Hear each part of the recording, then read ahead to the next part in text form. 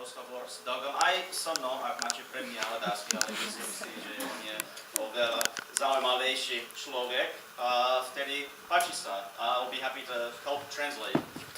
Máme mikrofón, nech sa páči. First up, thank you. That was fascinating and a lot to take in.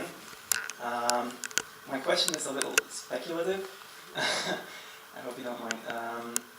So, do you see music playing a similar role going forward with the rise of nationalism and other issues troubling the world today?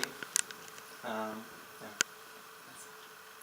think one good example, in the first half of the film, you saw a professor from the University of California with long blonde hair, and he had glasses on. Professor Mark Levine, and he wrote a book called Heavy Metal Islam. And he's a heavy metal guitarist himself. He's played with Mick Jagger and other people. And he spent 2.5 years going across North Africa, through the Middle East, into Iran, to Pakistan. All those countries he integrated with the heavy metal bands in those countries. Now, most of us in the West don't realize they have heavy metal music in those countries.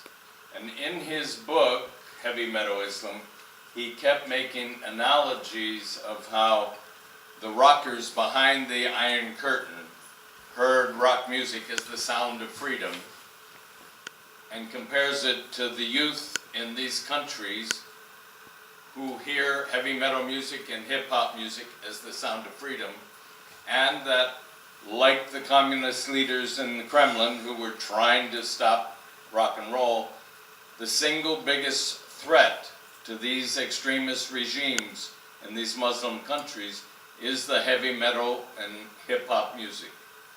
And this book has then, several other books have come out with a similar thesis. So that's one good example.